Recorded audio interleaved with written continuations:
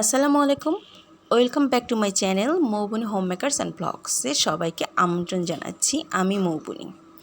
তোমরা কেমন আছো? আশা করি ভালোই আছো। আজকে আমি তোমাদের কাছে একটা কন্টেন্ট নিয়ে এসেছি। সেই কন্টেন্টটা হচ্ছিল কচু এবং মসুরির ডালের চচ্চড়ি। তো কচু দিয়ে মসুরির ডালের চচ্চড়ি তোমরা কে কীভাবে বানায় খাও এটা আমি জানি না, সম্পূর্ণ আমি আমার মতো করে তৈরি করেছি। চলো শুরু করা যাক। আর শুরুতেই বলছি ভিডিওটি স্কিপ না করে পুরোপুরি ভিডিওটা দেখার অনুরোধ রইল।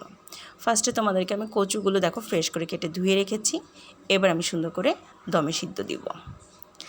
কচুগুলো সুন্দর করে আমি দিয়ে দিয়েছি সবগুলোই। এবার এর সাথে আমি লবণ ছিটিয়ে সুন্দর করে ঢাকনা দিয়ে ঢেকে দমে কিছুক্ষণ রেখে সিদ্ধ করে নেব।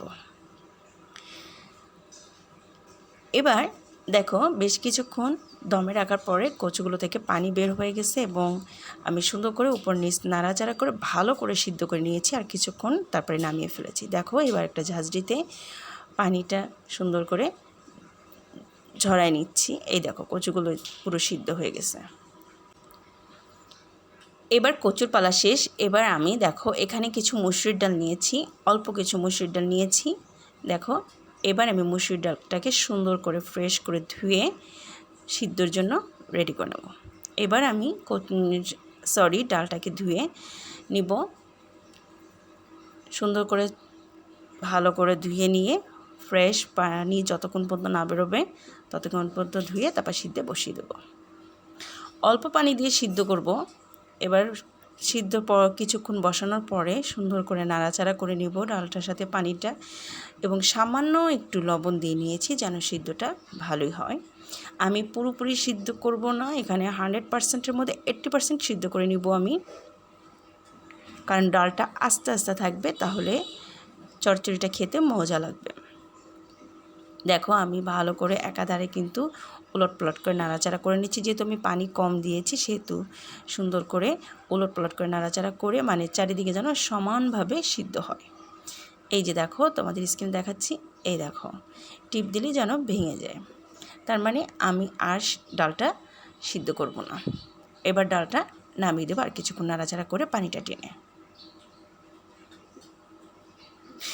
এবার হয়ে গেছে, ডালটা আমি নামিয়ে ফেললাম। এবার কড়াইতে আমি তেল দিয়ে নিব। এখানে তেলটা কিন্তু একটু মোটামুটি মশলা ভালোই লাগবে। এবার এই তেলের মধ্যে আমি পেঁয়াজ বাটা রসুন বাটা দিয়ে সুন্দর করে কষাই নিব। এই কচু দিয়ে ডালের চচ্চড়িটা আমি কয়েকবারই বাসায় করেছি এবং মাশাআল্লাহ খেতে অনেক সুন্দর হয়েছে। সবাই খুব মজা করে খায় এবং আমি মনে করি যে এরকম শাক যদি ডাইনিং টেবিলে থাকে অবশ্যই মাশাআল্লাহ আর অন্য কিছু দরকার হয় না, মানে অনায়াসে অনেকগুলো ভাতই খাওয়া যাবে।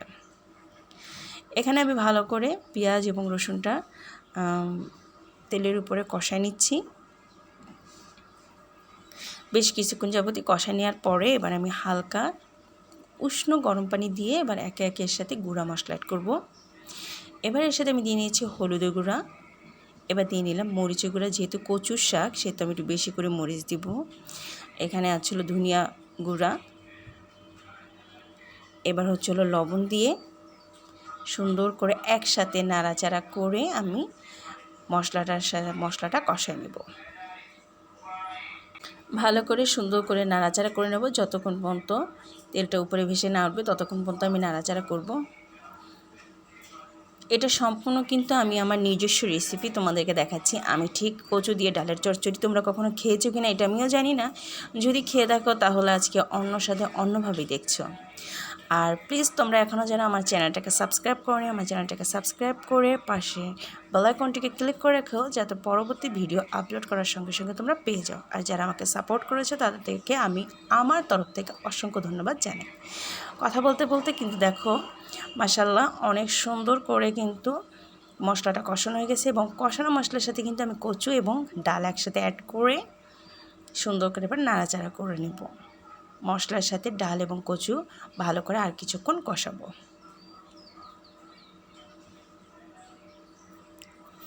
খুব সুন্দর করে নাড়াচাড়া করে নিচ্ছি, অনেকক্ষণ যাবতই কষাবো। মানে এখানে পানি দিব কিন্তু ভালো করে আগে কষিয়ে নেব। পানি দেওয়ার পরে যতটুকু সিদ্ধ হবে তাতে কচু এবং যদি ডাল আরেকটু সিদ্ধ হওয়ার প্রয়োজন হয় সেখানেই সিদ্ধ হয়ে যাবে। জিনিসটা খেতে মাশাআল্লাহ অনেক সুন্দর এবং একটা ফ্লেভারই আসে অন্যরকম, মানে মাংসের ফ্লেভারের মতো, খেতে অনেকটা অসাধারণ।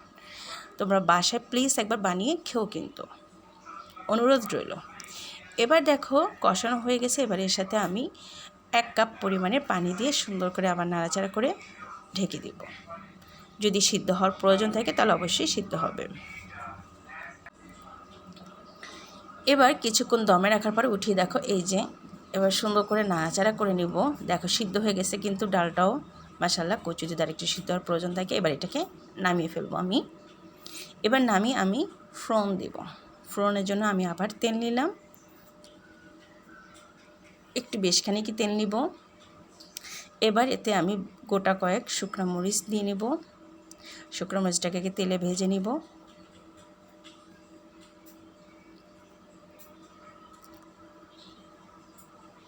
হালকা তেলের উপরে শুকনো মরিচটাকে ভেজে নিয়ে এবার আমি এগুলোকে চামচের সাহায্যে 2 টুকরো করে নিয়ে নেব। এবার এর সাথে আমি কিছু গোটা জিরা দিয়ে নিব। দিয়ে আমি সুন্দর করে এবার ডাল এবং কচুটাকে সুন্দর করে দিয়ে দেব। দিয়ে আবার বেশ কিছুক্ষণ নাড়াচাড়া করব। তাহলে কিন্তু তৈরি হয়ে গেল আমার ডাল কচুর চচ্চড়ি। আর এর সাথে হালকা সামান্য আমি হলো চিনি মিশাবো। চিনিটা আমি ছিটিয়ে দিয়েছি 2 চামচ পরিমাণে।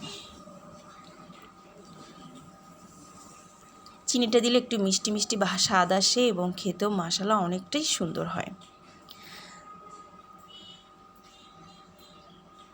ভালো করে নাড়াচাড়া করছি। বেশ সুন্দর করে নাড়াচাড়া করে এবার হয়ে গেছে। এবার 2 মিনিটের মধ্যে আমি নামিয়ে ফেলবো। এবার সার্ভ করে নিলাম। দেখো কত সুন্দর হয়েছে, মাশাআল্লাহ অনেক সুন্দর হয়েছে এবং খেতে মাশাআল্লাহ।